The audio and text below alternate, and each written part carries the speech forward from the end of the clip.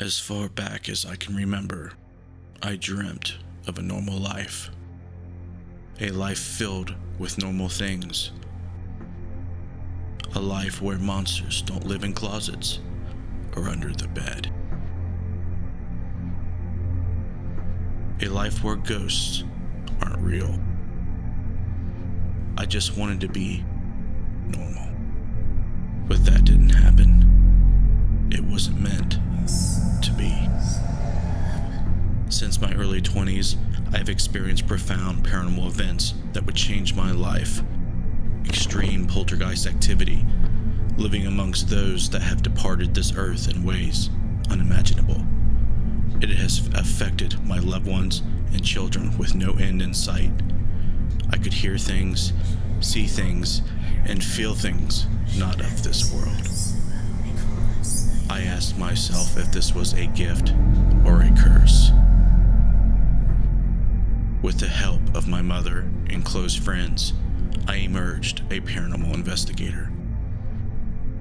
Since 2013, I have been on a relentless journey to learn about the paranormal.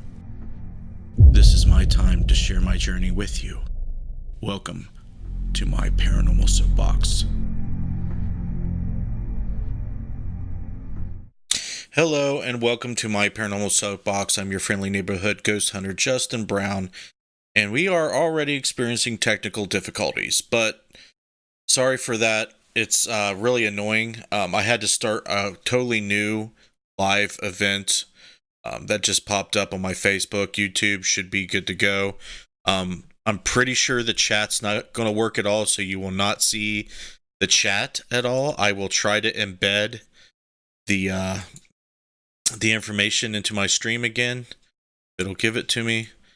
Try to do that now, but actually I can't while I'm live. So here we are, episode 62. We're going to be presenting my thoughts on the meaning of life and death and why that is relevant to the paranormal field of research and understanding. And I believe it's a big deal. There's a lot to talk about when it comes to understanding the meaning, if there is such a meaning subjectively or objectively about life, and then that would carry over into death and what that means when you talk about hauntings, theology, afterlife research, and so on. So I definitely want to hear your thoughts on the stuff that I talk about throughout the show. We're going to get the girls' thoughts, hopefully. I don't know how well they're prepared to talk about it, but do you girls feel like you would possibly be ready to tackle probably one of the most difficult and, most commonly asked questions ever? I'm glad you're doing the show. I was trying to come up with something smart ass, but I got nothing. Well, I've thought about it a lot, and there's a reason why people try to give meaning to our existence, try to manufacture a purpose. It's a deep psychological function in our mind, in our society, in our culture. I don't know if it's a feedback loop type thing to where our culture kind of imposes it on our psyches and we kind of, give feedback to it and it's an endless loop, or if it's just deeply woven in the nature of who we are. And I want to talk about our subjective meanings and purposes we give to our life next to or versus any objective meaning or purpose we have to our life despite what we think or feel. And it's a huge thing, so I'm going to try to boil it down the best I can. If you're new to the show and you're watching, thanks for being here. We will shout you out if you want to. If you want to write a comment down, say hi, or just talk amongst the people in the chat, here in a few minutes, we'll shout you out and try to make you a part of the show. If you have any questions or interesting, insightful comments, ideas about the subject matter of the meaning of life and death, we may address it. And just hold your horses. I'm going to kind of give the introduction to what I think about the meaning of life. feel free to share. I don't have links prepared in this Facebook live stream, but the links are on YouTube. Just if you're new to this show, keep the chat classy. Try not to troll us, and let's have fun with this, shall we? So, girls, are you ready? Ready. All right. Okay. Boy, my Facebook comments are not scrolling, so I have to manually do that, it looks like. Okay. So, probably the most commonly asked, oldest question there is what the meaning to life is. What purpose is there to life? So, mystics would tell you that there is no purpose. Skeptics and agnostics and even atheists would probably tell you that there is no purpose or meaning to life. And what they mean by that is once you start attaching your feelings and things you psychologically project onto our existence and reality, problems arise. And the problems is what ruins it. The rest of anything positive that can come from attaching a meaning or a purpose to anything in life. But we're going to talk about the cons first from the perspective, from my point of view, of people who try to look at things more objective. And even mystics, I mean, the mystics and the Buddhists and everything, they're constantly trying to separate your ego and your materialistic views and functions that we put onto the psychological garbage and baggage that we carry along with us. They do that. They teach to separate yourself from that because it causes more harm than good most of the time. But this life is about dealing with those things and learning to work through it. So there is a significant function. There is some, reason to the madness and reason why we do it, but we'll get into that. The reason why I think that they teach you not to try to attach some meaning and purpose to everything is like I said, it does more harm than good. And the reason it does more harm to good is because, okay, when you start talking about meaning and purpose, there has to be some higher power that's in charge of that meaning or purpose from one point of view. And historically, that's been true. Religion has dictated what our meaning and purpose is in life. Okay? So that's pretty obvious. That's pretty straightforward. Your meaning and your purpose is kind of defined by your religion. And there is some room for free will, but within strict boundaries. Okay, your purpose is to pretty much, of your significant other, the person that you unite with in your life, and the children that you have. It's kind of like a cultural thing too. You get married, you have children, then your meaning and purpose shifts into not so much yourself, but it shifts and it is directed towards your spouse and your children. They kind of give you meaning and purpose. And what that meaning is to look after each other and put their lives and needs first. Hold on, let me turn this light on. Oh, here we go. And that kind of directs our lives, right? That kind of directs us to our path. And once you start attaching dogma to things, you start, giving your life purpose through your religion. And that's interesting, right? We're not going to go into a huge talk about that, but everybody understands. But there's a lot of people out there that kind of look beyond that. They kind of wonder, through all of that murkiness, is there something else beyond, being born, dying, living for your spouse, living for your children, living for your God? Is there something more than that? And that's what I really want to sink my teeth into and talk about. Once you start attaching things like purpose to your religion, people start killing people over it. People start, having all this feelings and emotions tied to their meaning and purpose, and it'll cause arguments. It'll cause people to bump heads. It actually divides people, and it separates us in a way that is not constructive. It's not it's not functional as I see it from where I'm standing.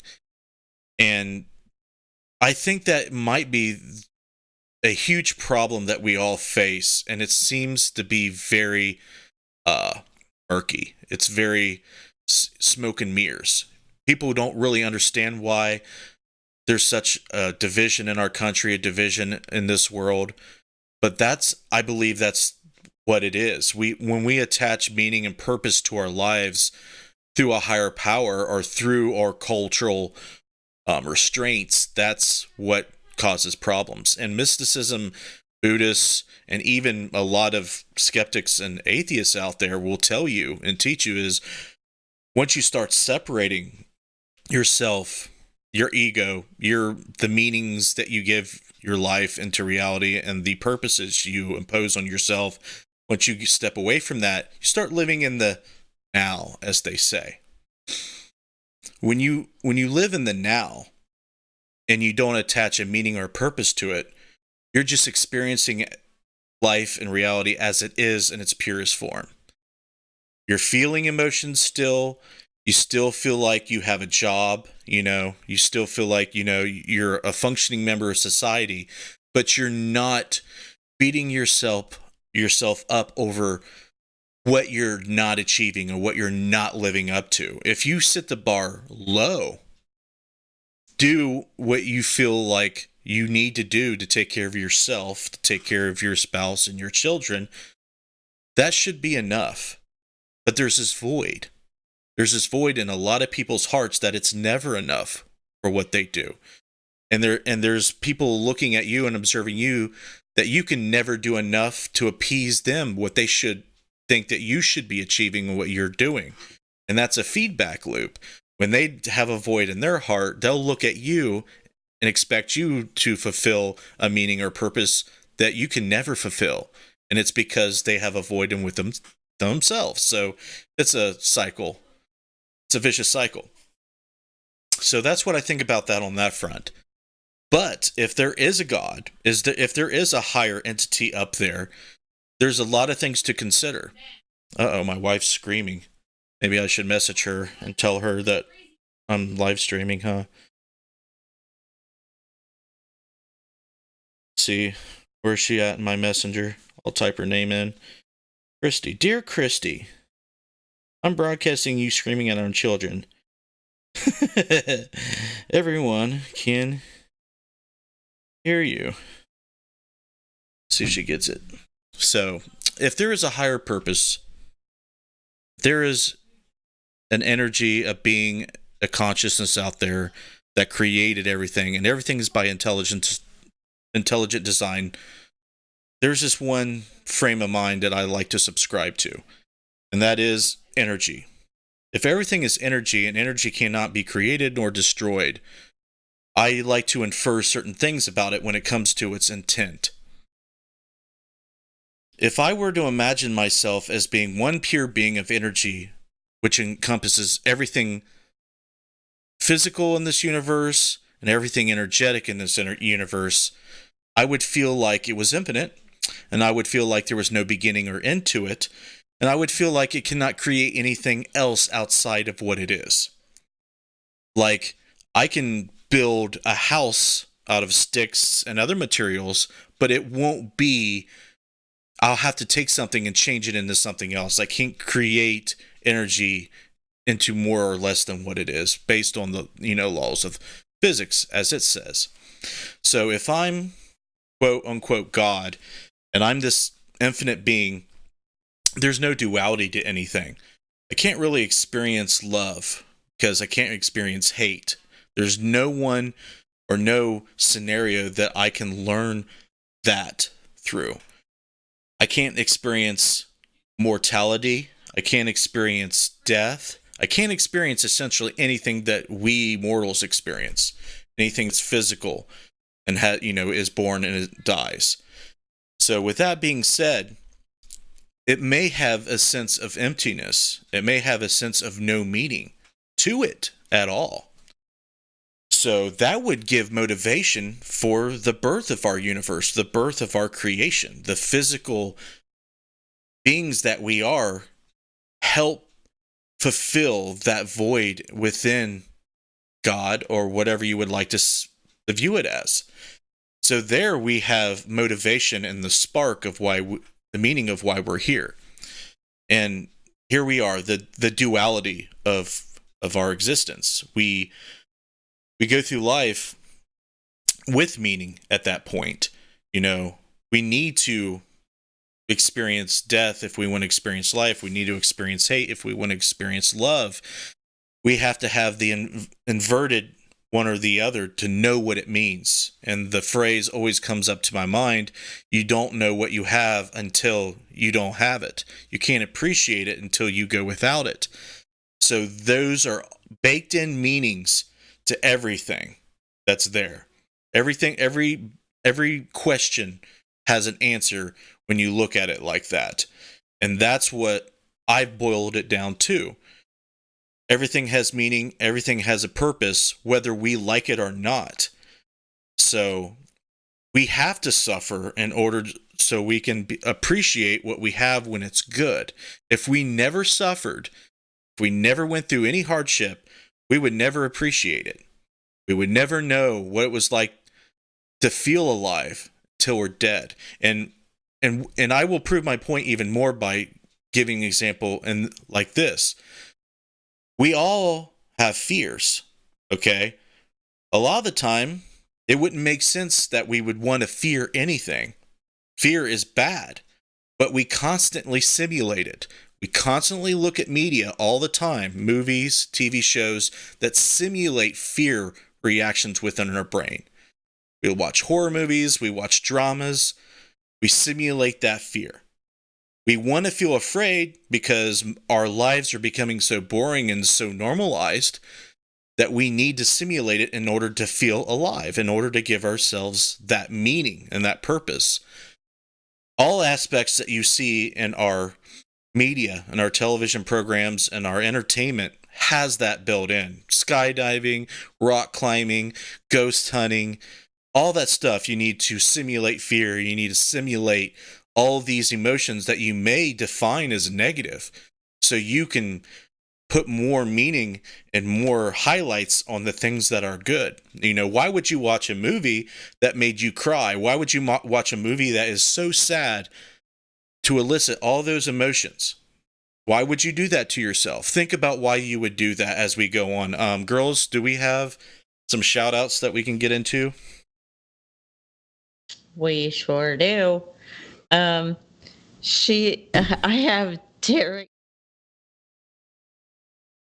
And I have Jamie Hunt. I have Tony Pelosi. I have Bonnie Ring. I have Josh Bender. I have Bill Davis. I have Gina. I'm really not sure what her last name is.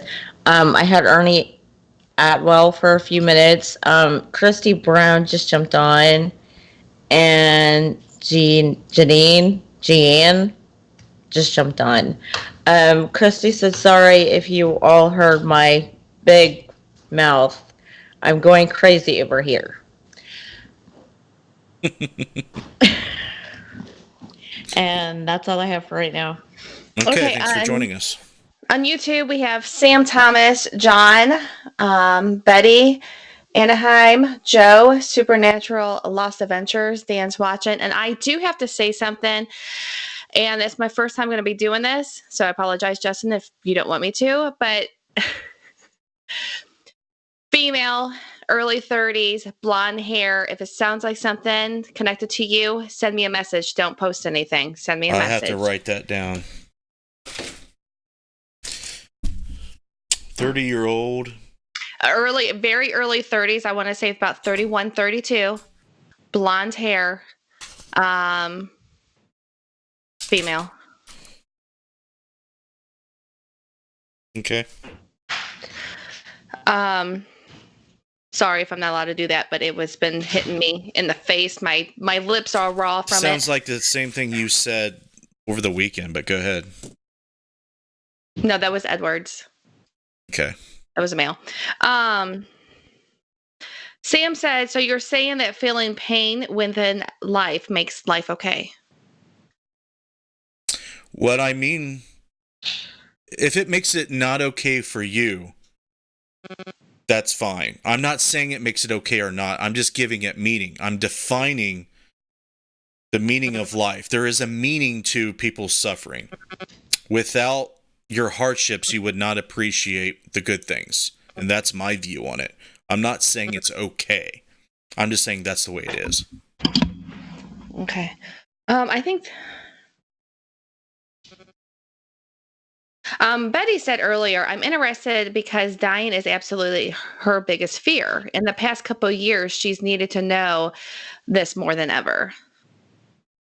Right. I think it is perfectly normal to fear death. There's no shame in it, as far as I'm concerned. And it's completely natural. The reason why we fear death is our bodies are designed to not to survive. So there is a meaning to that. There is a meaning to the fear of death. I think everybody can agree that we don't want to die because we feel like we have business to take care of. We have things that we want to do. And a lot of times how this crosses over into the paranormal is a lot of hauntings that occur are people who are not ready to pass on. They have unfinished business. Go ahead. Joe said somebody's getting electronic interference, and Sam Thomas says she hears it too. It's Justin. Oh, let me go to airplane mode. It might be my phone.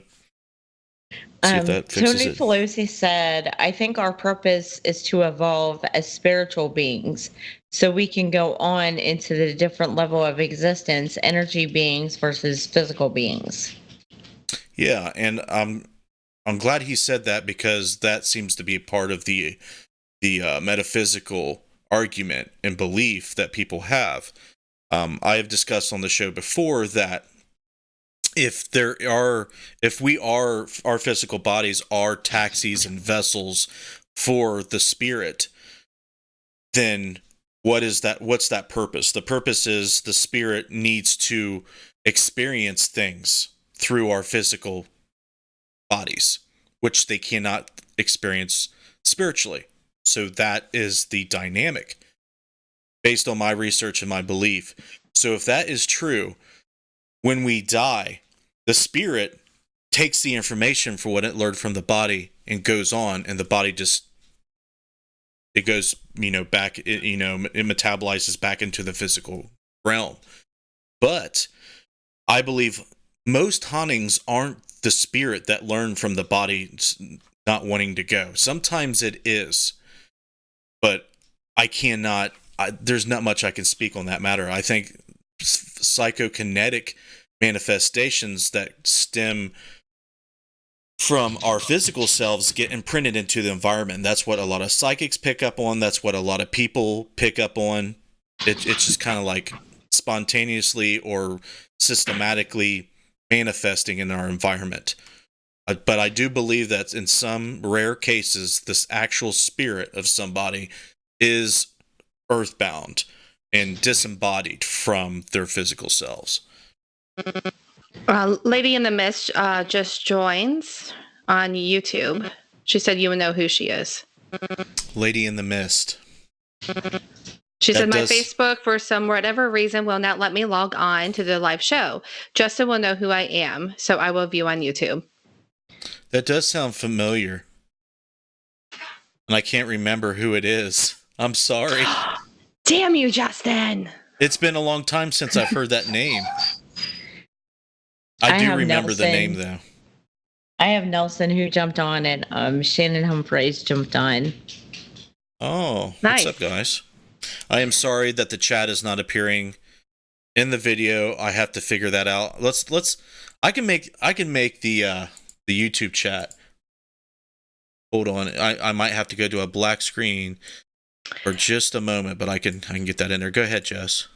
Joe says still getting audio interference. Yeah, I'm hearing it. It's nothing that if you guys have your phones near your mics, can you get them away or go to airplane mode? We are never in airplane mode. Yeah, but we're getting interference from a cell phone. I hear wonder, it. because I'm not using the laptop, I'm actually using my phone. It could be your phone. So I can't, if I put on airplane mode, then I can't use YouTube, right? No. All right, let me go bring up the laptop again. Okay, give me a second, guys. I want to fix. I want to put YouTube chat up.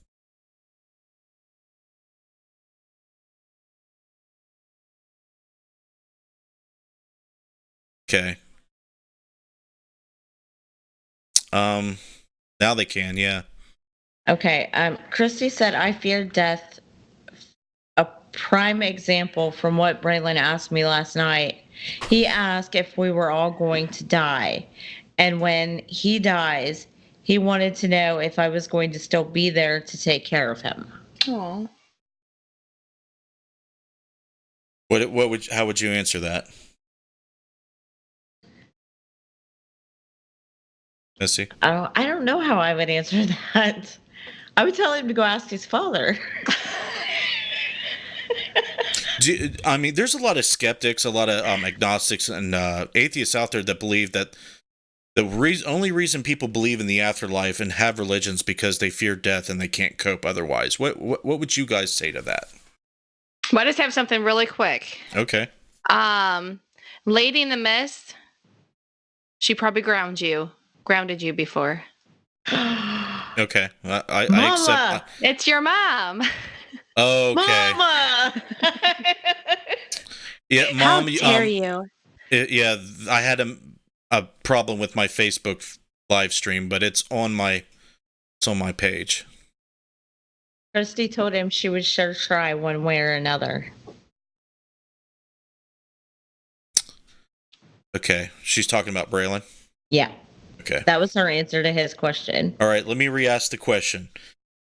What would you say to somebody that said that the only reason why we believe in religion, spirituality, and the afterlife is because our physical brains cannot cope and it needs some type of coping mechanism?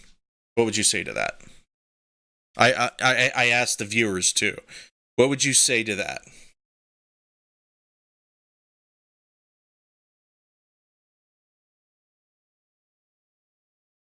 You girls hear me? Yeah.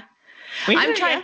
I'm trying to process it. But how I feel is if you have a willingness, then if I understand the question right, if you have, the willingness to do so, then yeah, it can happen. The willingness to do what? Well, it was kind of like what Braylon's question was, right?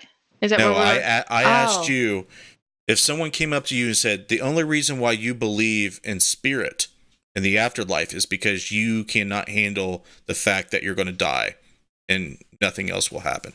No. I don't think that at all. Why don't you think that?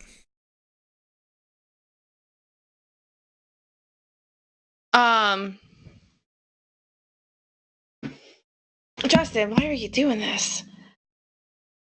You don't have to answer it. Well, I'm just still trying to, I don't know why. It's just it goes and then I process it and it's gone. One more time. I got this. If I told you the only reason you believe in the afterlife and spirits and everything like that you will go to heaven or that you will go to your loved ones when you die is because you fear death and you need a coping mechanism. Right. And I don't believe that I fear death. I don't believe that at all. I mean, the only way I would fear it is leaving my loved ones. But me, myself, I don't think I fear it.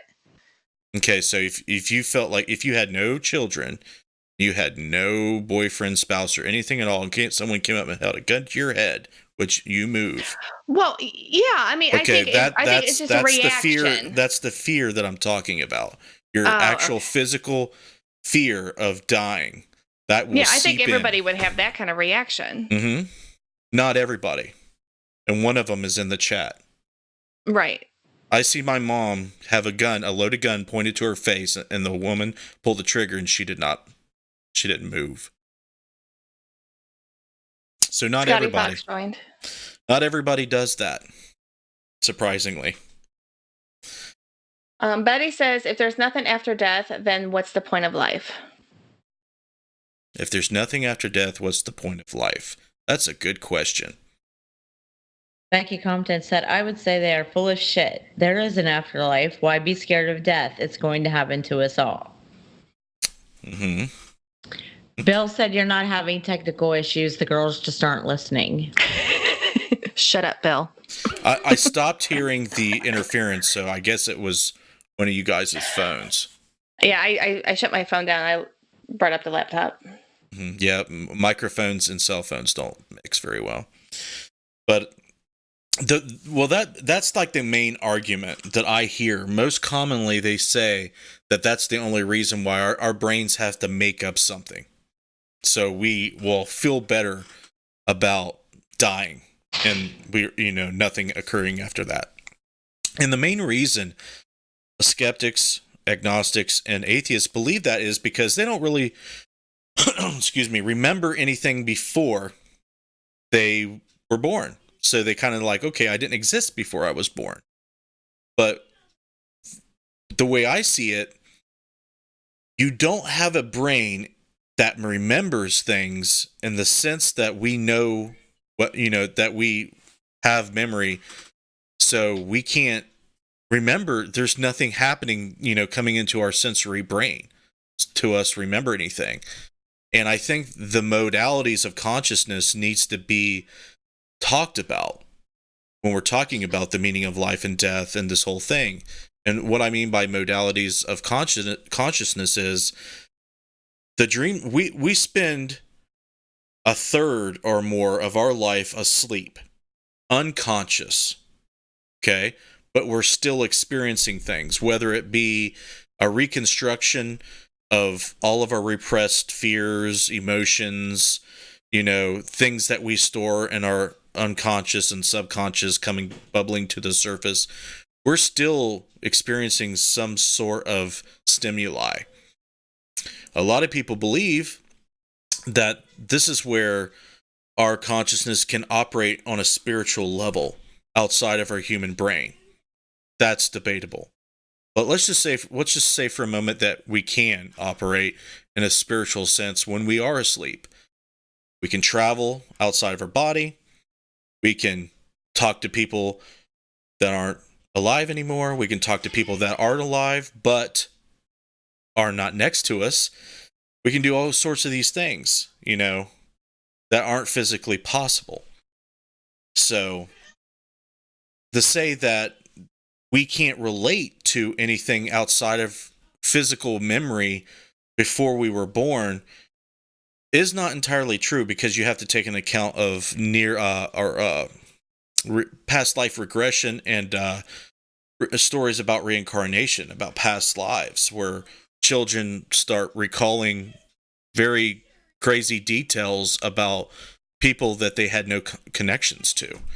So that could be anecdotal evidence or supporting evidence of reincarnation. Buddy says, seems like if there's nothing after death, doesn't that make life kind of cruel? You can definitely say that. You can definitely say that. It's kind of like you give us something that we cherish and that we hold precious, and then it's taken from us. So on one side of it, you can say that's why we kind of create religion and spirituality and belief in the afterlife. That's why we kind of create it, just because we can't deal and cope with that. But on the other side, if you feel like there's no evidence of it, maybe you're just not looking. Maybe you're just being biased. Maybe you're just not looking at what's there right in front of you all the time. And that's me. Okay?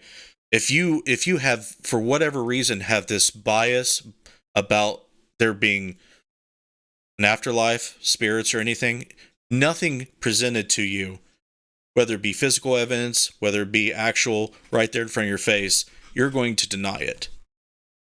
So there's the division that people face all the time when dealing with these sorts of things. But my interest in the topic, the meaning of life is either one, it's whatever meaning you give it is what it has. there's a subjective nature to the meaning. But is there an objective nature to the meaning of life? That's even bigger question. Like, outside of anything that we could possibly think or ask, is there a meaning to our life? And that could be tied into what they said. If there is no afterlife, what meaning is there? So that could be some type of inference or indirect proof. I don't know if that's a stretch of their, having some room to infer that there has to be something before and after our life. There would be no meaning to it whatsoever that we could possibly understand, right? Because the way our brains work, it's like we're constantly attaching our own egos and our own physical self-worth to everything. It's never going to be answered, I don't think. It's never going to be answered well enough for everybody to agree universally on the question or the answer to the question. Joe, do you want to read Joe's? Well, Anaheim commented also. And then how can we explain people that actually lived before reincarnation? They remember the exact detail of the past life. I mean, life is sort of like a school that we got to accomplish something. Right, yeah, that's exactly what I was saying about the reincarnation stuff. Joe says, Justin, I was going to say something about children having memories of who they were and what happened to them in a previous life. Mm-hmm. Yeah. Orbologist is on. What's up, buddy? Bonnie ranks that reproduction is the reproduction is the point of life. That's what she said. So if the meaning of life is to reproduce, why do we need to reproduce? Why does life need to be sustained? Why does life have to exist at all? That's the question that a lot of people ask. So the answer to sustaining life is reproduction, but it doesn't give meaning to it, I don't think. What do you girls think? Do you think reproduction and the sustaining function of life gives meaning to it? Well, my child gave me a reason to live, I guess you'd say that. Okay, before you had a child. Well, before I had a child, I could have. All right. Okay, so we're getting to it. Before you had a child, was there a reason, purpose, or meaning to your life? There was, but it was different, right? Right. How was it different? Well, I was going to school then, so it was.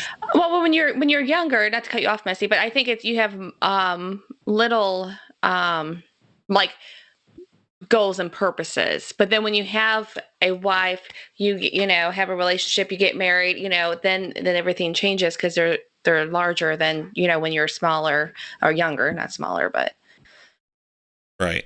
It changes. So depending on what culturally our society imposes or dictates what kind of meanings and purposes we have. In our society is you want to get old, you want to go, make it through school, possibly go to college, then get married, then have children, and that's how you sustain the cycle. So once you get married and have kids, your meaning of life is to get to the level before you get there. You're supposed to do what you need to do to get to the point where your meaning and purpose shifts. So that you can say that. A lot of people choose not to get married. Some people don't want to have kids. Some people can't have kids. So what's their purpose? Like, if their reproduction system is, doesn't work right for whatever reason, does that mean they don't have meaning? I don't think so. No. I don't know. I'm saying for me that is what had happened before I turned 18 and had a baby. So Did you have this yearning to want to have a child early on? No. No, why not? I don't know. I wanted to. I had dreams. I wanted to be a physical therapist. I wanted to do all of these things, and instead, I had a child. Okay. See, in my situation, I I wanted to get pregnant. I just got out of a really bad abusive relationship, and I felt I that was the only way that I could get somebody to love me unconditionally. So that's why there's little Miss Emma. So it's like my purpose, obviously changed then as well, like we were just saying. So you felt the only way to get loved the way you wanted to be loved is to have a child. Yes. Because of my past relationship, prior of having Emma.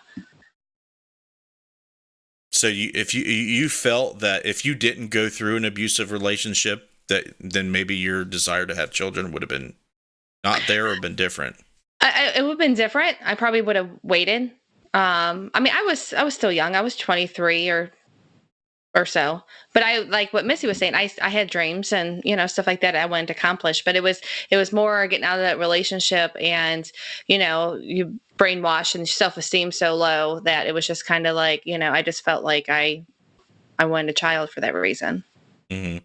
I can sort of relate to that because I can remember early on wanting to have children, and it was love based, whether I understood it fully or not. Mm-hmm. It was based in love. And a lot of metaphysicists, people who believe in spirit, let's just group them all together. Love is probably the most primal driving force and meaning to our life. And I wanted to bring this up, and I'm glad I didn't forget. The meaning of life could definitely revolve around love, and the function of our lives being shitty at times is to make us learn more how to love even more. Okay? If we don't have hate in our lives, we don't understand the power of love, right? Mm-hmm. So, biblically speaking, if God created the angels to serve him, then there's kind of like a baked in love. Like, okay, you're here to love and follow and serve me.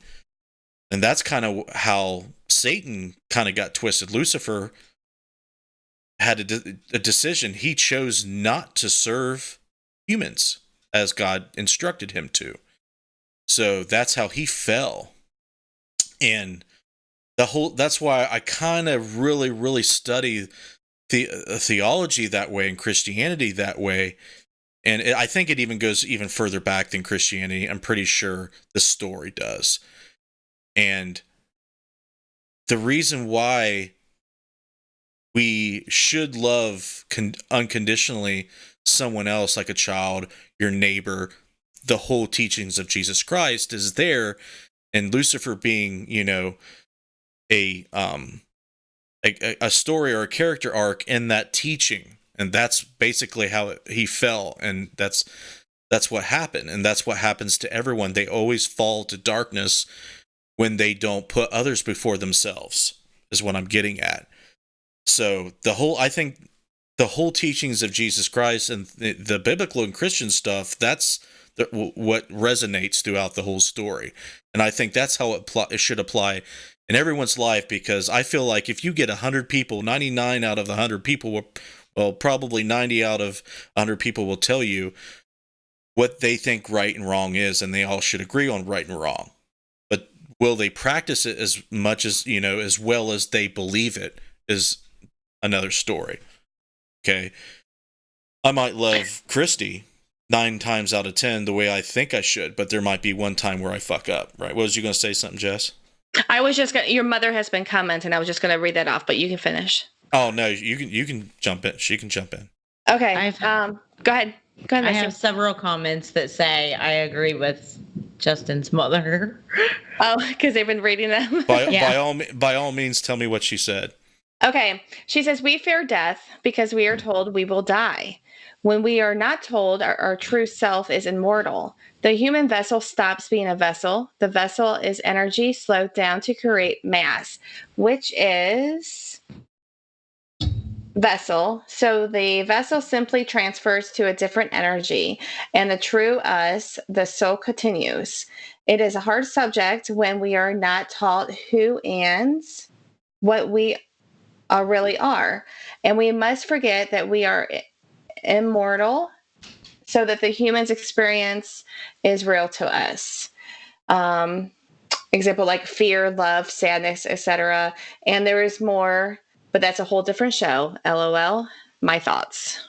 Right. So, with that being said, culturally, we've shifted to a more materialistic view. And that's what she's saying. We're taught to fear death for the most part. And that can get wrapped up into Christianity too. Okay. So there's pros and cons to any dogma out there because a lot of it was programmed by people. Okay. And people, whether they like it or not, like to instill power and control in there. Not, not always, but most of the time. So when you teach people to fear death, that's the result of it.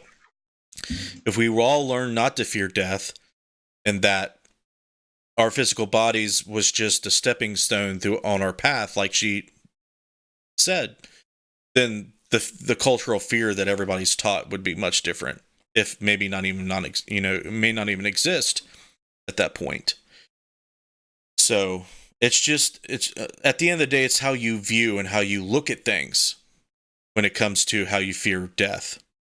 So to the people that do fear death in chat, maybe you can kind of take what my mom said and see if you can shift your fear into a place where, okay, I only fear death is because I believe that, I'm taught that, our bodies will die. If there's a part of you that will not ever die and that is immortal and you believe in that, it'll pass on. But does that define who we are? It may not, to me, it does not completely define our life. It kind of describes the mechanics of our lives, but doesn't give it meaning per se. But it does if you keep on going a little bit further, like I talked about before.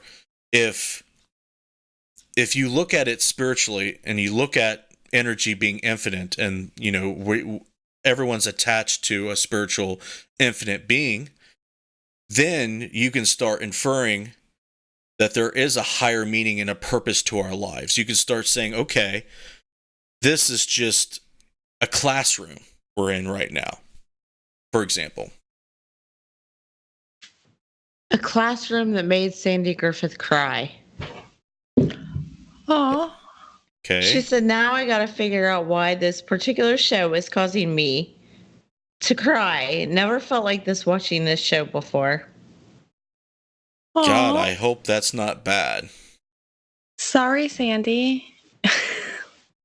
Well, if it's any consolation, Sandy, you can message any one of us on the show and we're here for you. But I mean, I think about this all the time. I've been thinking about it and pondering it for years and years. I've written about it. My mom's been there, saying her bit on the whole ordeal. And it wasn't until I lost my father that I really needed to seek a more healthier spirituality for myself.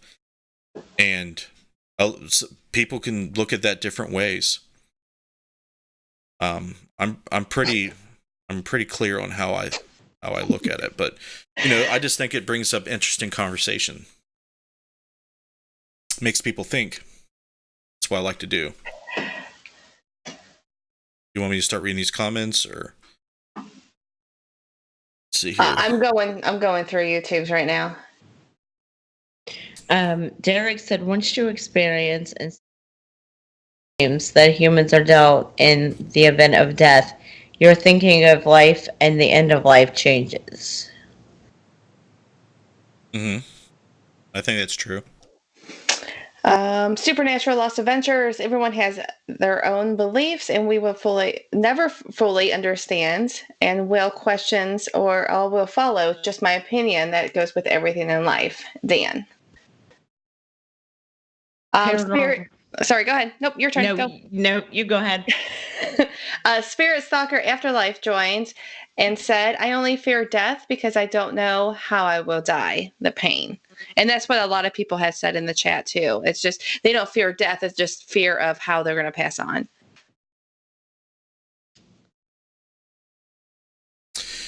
Well,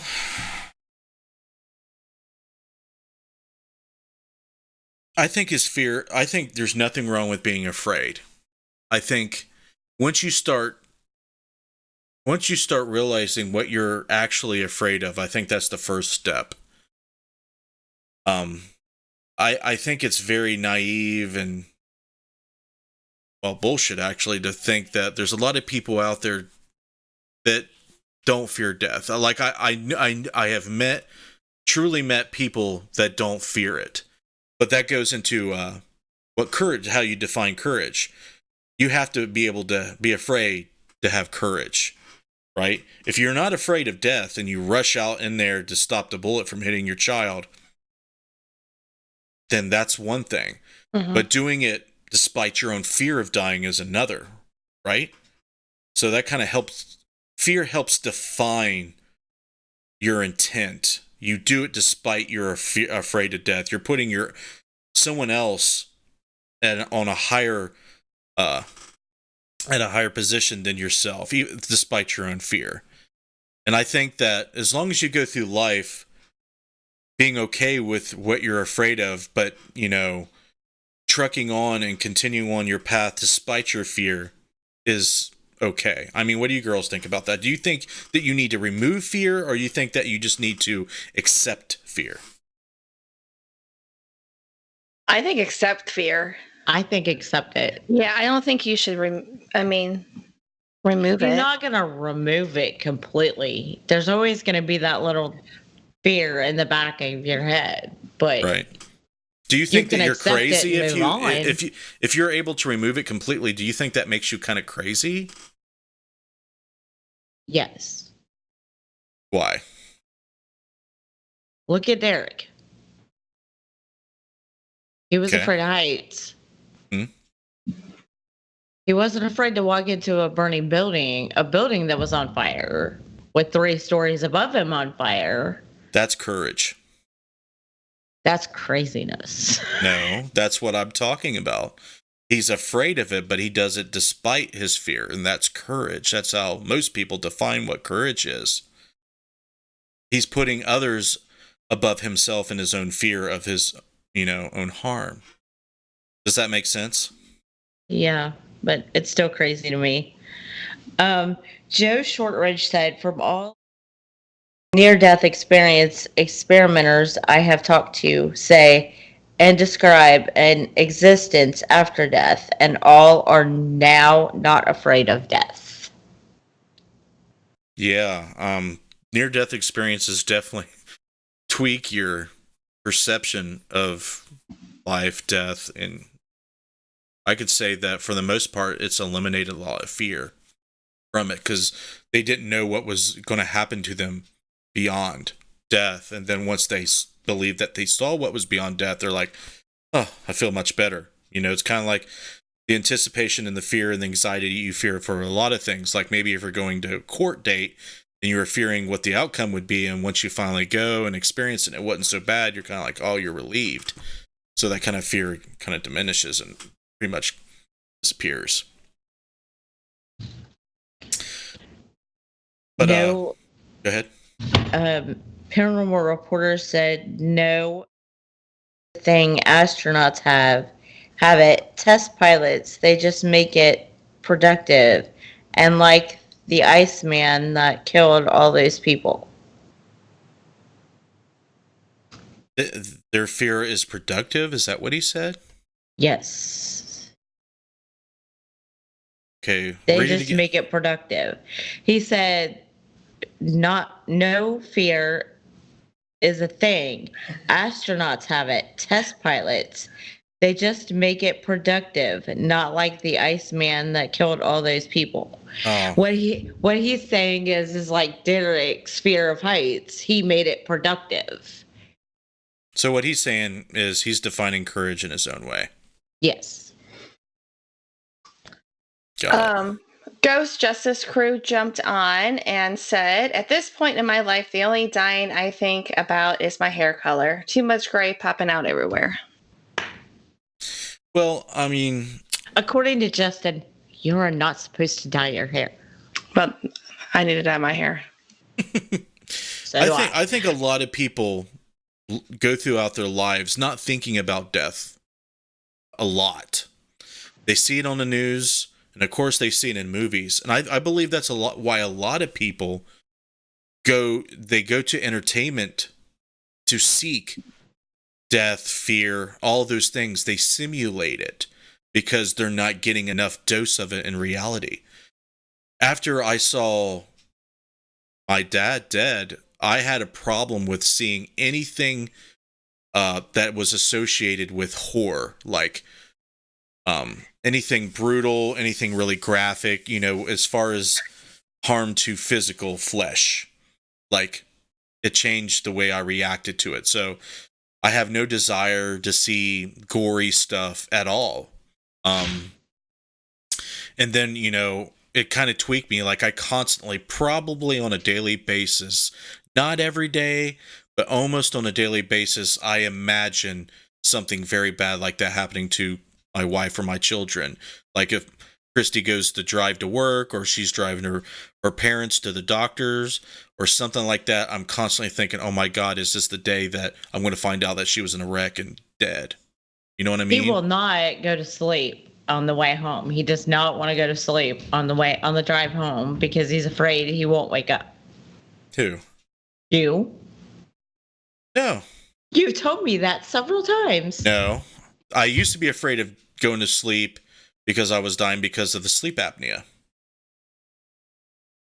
Oh, no, you think that someone was going to wreck and kill me. That's what you're saying. Yes. Only when you're driving. No, that's not true.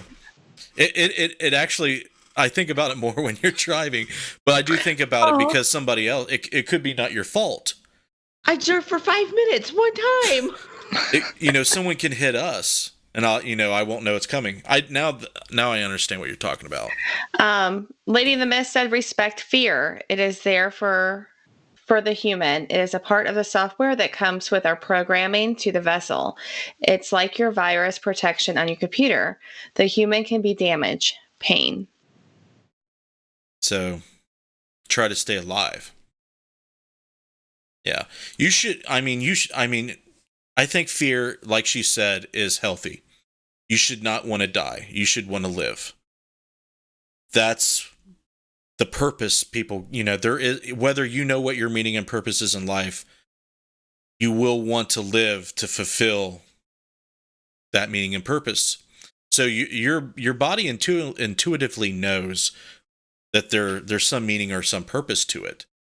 Whether you say, okay, is it because I need to reproduce other humans before I die, or something higher, something more, whatever that is, you should, like my mom said, respect fear, and you should, fear death to the point where you would want to stay alive.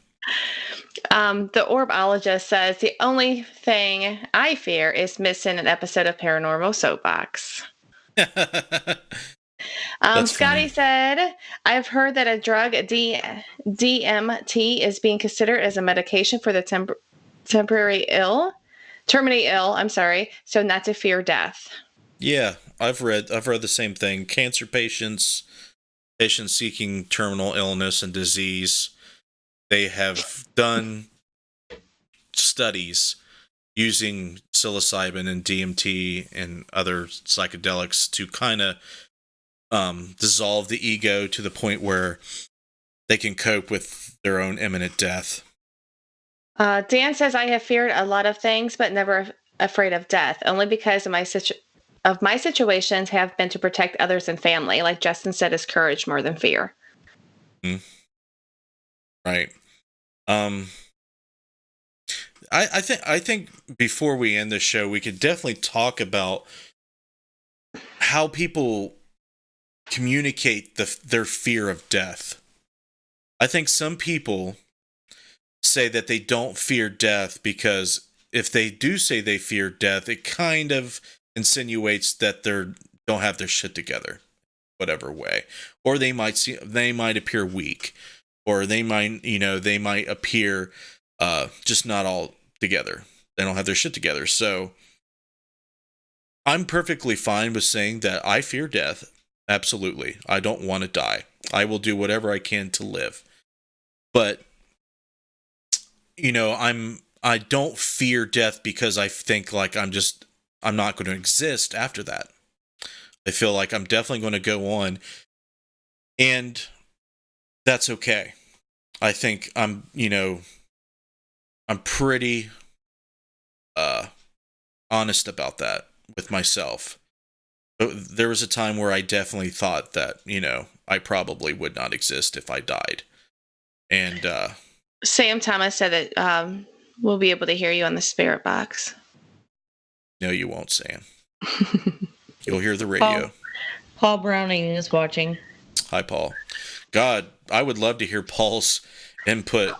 I mean, fearing death, his meaning to life. Paul, buddy, if you're listening right now, having been diagnosed with a terminal form of cancer, how has your outlook changed on life as far as the meaning of life, your fear of death, and beyond? Let us know, because I'd be prepared to heed any warning or be open to anything you would say on the subject matter. Knowing your He said, I faced death and made peace with it. Right. How? Was it just like okay, we're cool, me and death are cool? Was it just like that, or? I mean, come on, you got to elaborate a little bit more than that. I mean, you don't have to type out some novel or anything about it. Maybe you can do a video on it on your Facebook about he did. that. Well, he did one about his health. No, how to, his meaning of what he believed his meaning of life was before and after he got diagnosed with cancer, all that stuff. I would definitely watch that. He said because it gives you more value on a daily basis. Live because more value on a daily basis. Life becomes more valuable. Right. So let this be a closing statement to you folks. By the way, girls, thanks for helping. I'll try to have the chat working next time. But we'll have Necromancer tomorrow night, so I gotta get it working fast. But they can't hear you anymore. Good. So let this be your closing statement. My closing statement is: if you feel like there's no meaning or purpose to your life, go observe somebody that has their days numbered and see what they have to say. Maybe you can get some insight on your meaning to life. The meaning to life is what you give it, okay? Whether it's right or wrong to give purpose or meaning to your life, that's besides the point. If you don't go about your day knowing and realizing that life is precious, that you have to live for something even beyond your own death, whether it's leaving a legacy, leaving some type of body of work to immortalize who you were, or believing in spirit going on, whatever your belief system is, time is finite. Give a special meaning to your life. I don't care if you don't believe in God. I don't care if you don't believe in the afterlife. Time is finite regardless, right? So if you struggle giving meaning to your life or knowing what that purpose is, boil it down, make it simple, make it straightforward. My purpose is to be the best person I possibly can, do what I feel and know is right. And maybe, just maybe, when your end comes, you will have less regrets. The process of it will be much more acceptable and easy for you. Does this have anything to do with hauntings? Does this have anything to do with the paranormal? I believe it may. But it's awesome that we get the chance to make these decisions and act out, these scenarios in the first place. Because I believe that, if you don't believe that life is a gift and life is precious, there's probably something wrong with you. And I extend my help to you to try to, work through that, because I believe that, that is probably another meaning and purpose to why we're here, is for each other. Okay. So I'd like to thank you guys for watching. Again, if you're a new viewer of this show, thanks for joining us. I hope you enjoyed it. We usually don't talk about the existential questions about life, but I threw this option up to the Patreons. They voted on it. So here we are. If you want to check out these links, you can look us up on the internet. Our website is interfacedeath.net. We do paranormal research. We investigate hauntings, all types of stuff that deals with the paranormal, and we put all of our information on our website. You can follow Justin Brown Paranormal Research on Facebook. You can follow Interface Death on Facebook. You can follow Interface Death on Twitter and Instagram and YouTube as well. If you're watching on Facebook, you can head over to YouTube, subscribe to our channel. It's totally free and would help us out a lot. Now, Patreon.com/support Interface Death is the way that you can help support us financially and get rewards and exclusive content. And it's because of the Patreons that content is free for everybody to view. The names on your screen are the people you can thank: Clay Borman, Katie Turner, RJ Murphy, Scotty Fox, Casey Schreiner, Jessica Bias, Paranormal Reporter, Joe Vitelli, Heather Elliott, Cherry Capital, Shadow Seekers, The Ghost Guild, Kelly McConkey, Tony Pelosi, and General 7. Please extend your thanks to them. I know we do, and without their support, we definitely could not continue on with the content that we have. So I'm going to leave it there. You guys in my hearts always, thank you very much for watching. We have David Childers on Necromancer Live at 9 p.m. to 10. We're only going to do an hour because my daughter has fall ball practice, so usually they're 2-hour shows twice a month. So check in here on Facebook and Interface Death YouTube channel for that show. And stick around for video promotions at the end if you have not seen them. But if not, we'll see you next time.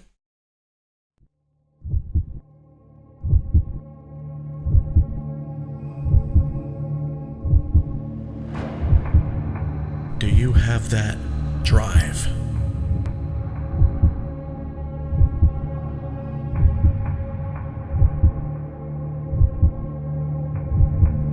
That morbid curiosity to explore the darkness?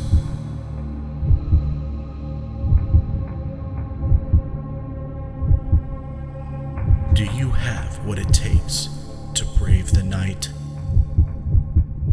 You do? Good.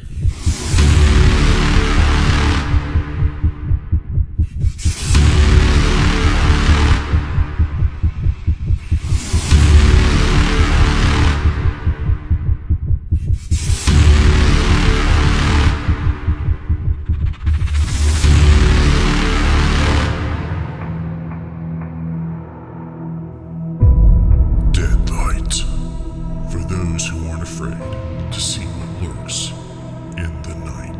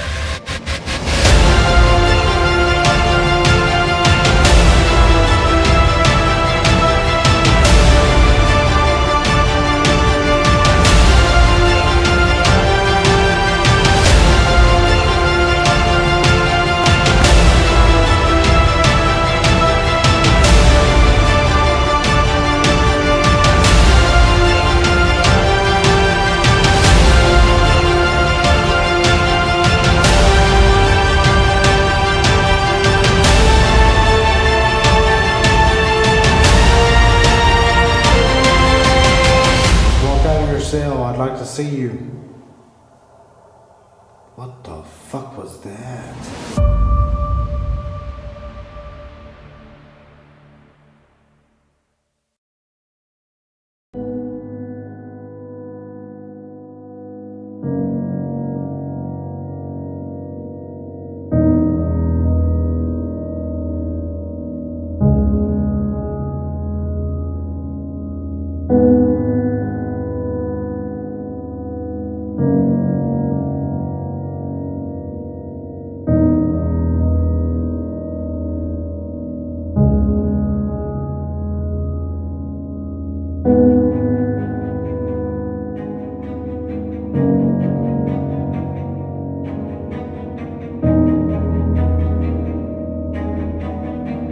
In every old building, a story lays dormant, yearning to be told.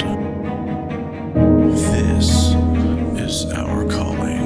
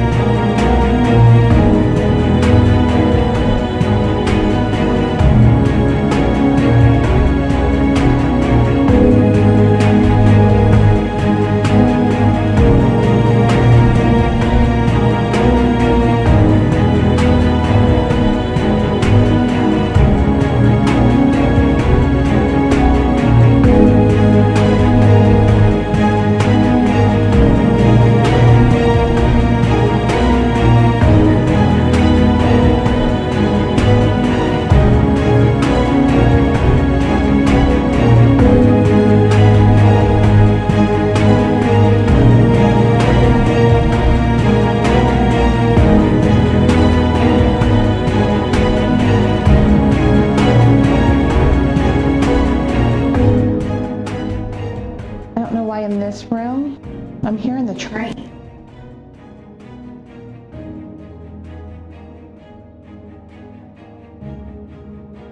I just heard something.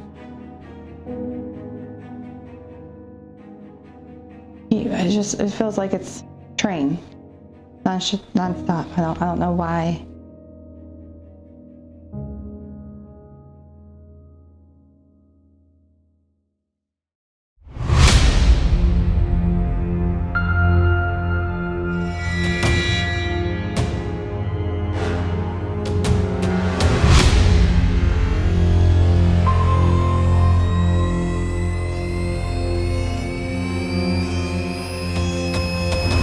I feel there was a lot of chaos a few times.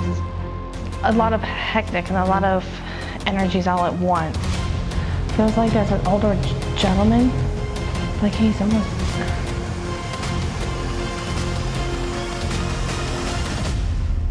angry.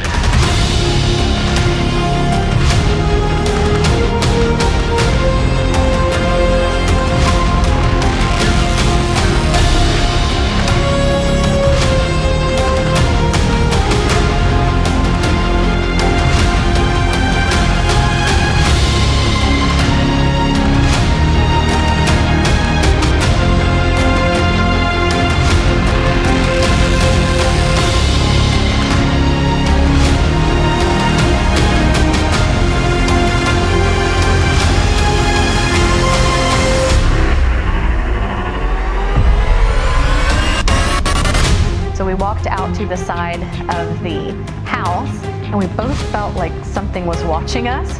So at the same time, we turn and we look up at the tower and we see a man standing there. He was an older gentleman and he had, like his cheeks were kind of hanging down and his gray hair was swept back and he had a maroon dressing gown on. I do believe that I have some sort of ability, or genuinely I could be in this house all day, all night without any complaints whatsoever. It's just that comfortable. A lot of people think just because it's haunted and just because it has paranormal activity that automatically you're supposed to run screaming for the hills, but in this place it just feels like home. I heard footsteps. 5-degree increase. It walked away. It's behind you.